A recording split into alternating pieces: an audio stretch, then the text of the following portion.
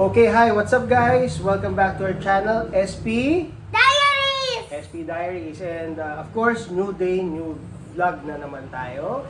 And kung mapapansin nyo, Stacy, anong suot mo? Suot niya yung lumang sando ni Papa.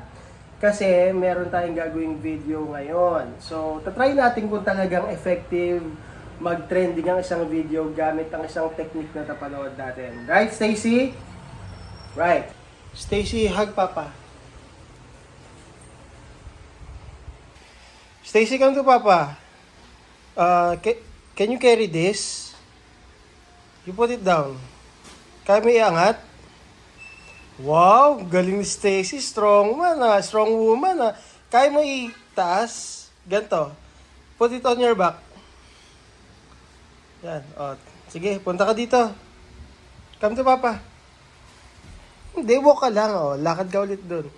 Tapos, yan, lakad ka. Go to Papa. I'll close it kunyari, ha?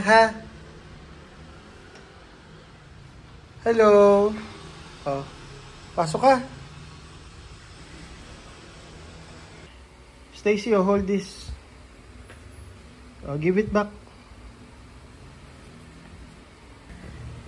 Stacy, do you remember what do you call the market when we go to marketplace? What do you call that? Marketplace. No. Palengke. Palengke. Okay, I'll teach you something, Stacy, ha? Okay. What is the Tagalog of soy sauce? You say toyo.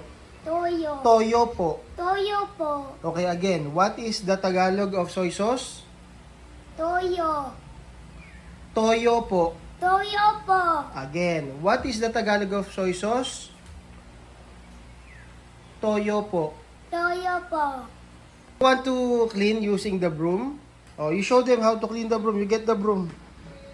Sige, you get the broom. And the other one. Yan,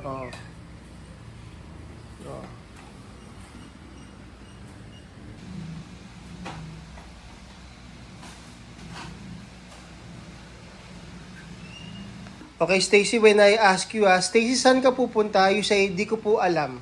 Hindi ka po alam. Okay, Stacy, may dumi ka sa mata mo. Wipe your eyes. Nagulat ako. May kumatok na batang pulubi sa pintuan namin. Kaya pinapasok ko. Parang gutom na siya. Yan lang ang tanging dala niya. Plastic na mga ilang damit. Pinakita pa nga niya sa akin na malakas pa raw siya. Kaya na niya raw magtrabaho. Kita niyo't naangat niya pa yung mga dala niyang gamit. Pero naawa pa rin ako sa kanya. Kaya binigyan ko siya ng pera pambiling pagkain. Pero binalik din niya. Dahil di niya raw kailangan yun at nahihiya siya. Tinanong ko siya kung saan siya nakatira. Ayaw pa nung unang sumagot.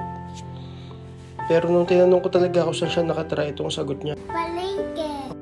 Susunod kong tinanong kung anong kinakain niya dahil parang nangangayayat siya. Pero ito ang sagot niya nung tinanong ko. Toyo po. Sabi pa niya, maglilinis na daw siya ng bahay ko, kupkupin ko lamang siya. Ganyan siya kasipag. Pinakita niya sa akin na marunong talaga siya magwalis. Sobrang sipag ng batang to. Ewan ko ba kung nasa ng magulang nito. Nung tinanong ko kung nasa ng mga magulang niya, ito lang ang sagot niya. Hindi ka po alam.